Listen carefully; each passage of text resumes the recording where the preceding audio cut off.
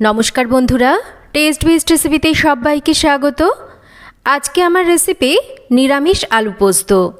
নিরামিষ দিনে জমিয়ে খাওয়ার মতন একটা দারুণ স্বাদের আলু পোস্ত রেসিপি আজকে বানিয়ে দেখাবো। তবে আলু পোস্ত অনেকভাবেই তৈরি করা যায়। আজকে আমি টমেটো দিয়ে আলু পোস্ত রেসিপি আপনাদের শেয়ার করতে চলেছি, যেটা এই গরমের দুপুরে গরম ভাত বলুন বা সকালে রুটির সাথে খেতে কিন্তু দারুণ লাগে। আমি জানি আলু পোস্ত প্রায় সকলেই বানাতে জানেন, তবে আগেই বলেছি বিভিন্ন রকমভাবে আলু পোস্ত তৈরি করা হয়, এক একজন এক একভাবে তৈরি করে থাকেন। তবে আজকে আমি আলু পোস্ত রেসিপিটা শেয়ার করতে চলেছি যারা বিগিনার্স বা একদম কখনো আলু পোস্ত তৈরি করেনি তাদের জন্য, বা আপনারাও যারা আলু পোস্ত বানাতে জানেন তারাও নিশ্চয়ই এইভাবে কখনো না কখনো আলু পোস্ত বানিয়ে থাকবেন। খেতে অত্যন্ত সুস্বাদু হয়, আর গরমের দিনে এই রকম আলু পোস্তর তো কোনো তুলনাই হয় না। তো আলু পোস্ত বানানোর জন্য সবার প্রথমে কড়াইতে সর্ষের তেল গরম করে নেব। পোস্ত রান্না সবসময় সর্ষের তেলেই কিন্তু এর স্বাদ আর ঝাঁঝ ভালো আসে। এখানে আমি আলু পোস্তর জন্য আলু কেটে নিয়েছি, খোসা ছাড়িয়ে আলুর টুকরোগুলোকে এরকম ডুমো করে কেটে নিয়েছি। আর এবার তেলটা গরম হলে প্রথমে আলুগুলোকে দিয়ে আলুগুলোকে একটু নাড়াচাড়া করে ভেজে নেব। আলুগুলোকে মিডিয়াম ফ্লেমে রেখে একটু ভেজে নিচ্ছি।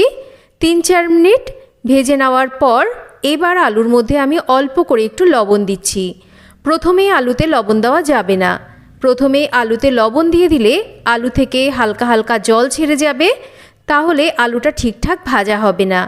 তাই প্রথমে অল্প করে আলুটাকে একটু ভেজে নেওয়ার পর লবণ দিয়ে আলুটাকে একটু ভালো করে ভেজে নিতে হবে।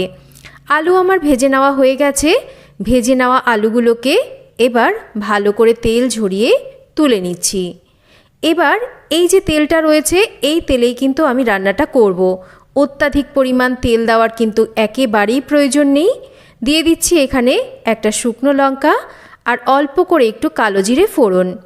শুকনো লঙ্কা আর কালো জিরেটাকে ভালো করে ভাজা ভাজা করে নেওয়ার পর দিয়ে দেব এখানে একটা কেটে নেওয়া টমেটো। একই সাথে বাদবাকি লবণটাও দেব। এই সময় লবণটা দিলে টমেটোটাও তাড়াতাড়ি নরম হবে। আর দিচ্ছি সামান্য করে একটু হলুদ রঙের জন্য, দিচ্ছি ঝালের জন্য একটু লঙ্কার গুঁড়ো। এবার ভালো করে এই মশলাগুলোকে দিয়ে টমেটোটাকে নাড়াচাড়া করে একটু ভাজা ভাজা করে নেব। তবে টমেটো কিন্তু একেবারেই গলিয়ে ফেলা যাবে না। টমেটো হালকা নরম হয়ে আসলে ভেজে নেওয়া আলুগুলোকে দিয়ে দেব। একই সাথে সামান্য করে একটু হিং দেব। এতে করে এই আলু পোস্তর স্বাদ যেমন ভালো হবে, সেই রকম দারুণ সুন্দর একটা সুগন্ধও কিন্তু আসবে। এবার ভালো করে 3-4 মিনিট আলুটাকে একটু এইভাবে ভাজা ভাজা করে নিতে হবে। আলুটা আমরা ভাজা ভাজা করে নিয়েছি। এবার আলু পোস্তর জন্য দিয়ে দেব এখানে ছোট বাটির 1 বাটি জল, কারণ আলুগুলোকে আমাদের ভালো করে সুসেদ্ধ করতে হবে। জলের পরিমাণ আমি কিন্তু খুব একটা যে বেশি দিয়েছি বা খুব কম দিয়েছি সেটা কিন্তু নয়। আলু যাতে ভালো করে সেদ্ধ হয় সেই হিসাবেই জলটা দিয়েছি। একটা ঢাকা দিয়ে এবার লো টু মিডিয়াম ফ্লেমে রেখে রান্না করব। ততক্ষণ আমরা পোস্ত বেটে নেব। নিয়ে নিচ্ছি এখানে বেশ খানিকটা পোস্ত, নিচ্ছি একটা কাঁচা লঙ্কা। এবার অল্প করে জল দিয়ে পোস্তটাকে বেটে নিচ্ছি। আলু পোস্তর পোস্ত একটু যদি গোটা গোটা রেখে বাটা হয় তাহলে কিন্তু খেতে বেশি ভালো হয়।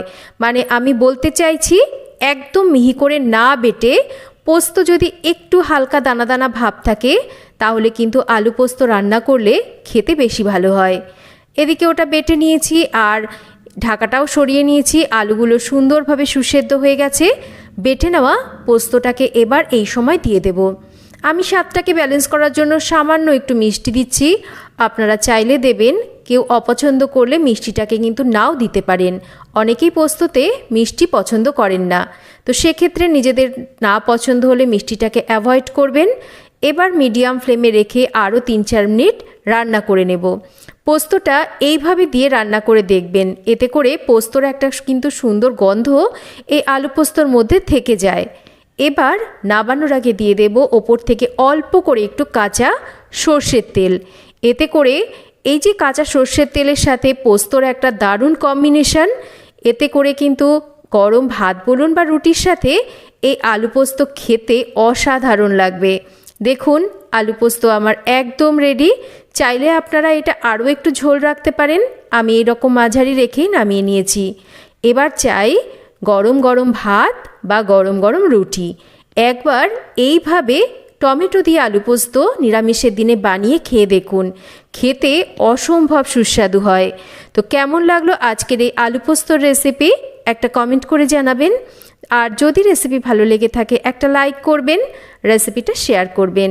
চ্যানেল সাবস্ক্রাইব করা না থাকলে চ্যানেল সাবস্ক্রাইব করবেন। সবাই ভালো থাকবেন, আবার ফিরে আসব নতুন কোনো রেসিপি নিয়ে। এতক্ষণ আমার সাথে থাকার জন্য অসংখ্য ধন্যবাদ। সবাই ভালো থাকবেন, সুস্থ থাকবেন। আর একবার এইভাবে আলু পোস্ত অবশ্যই বাড়িতে বানিয়ে দেখতে পারেন।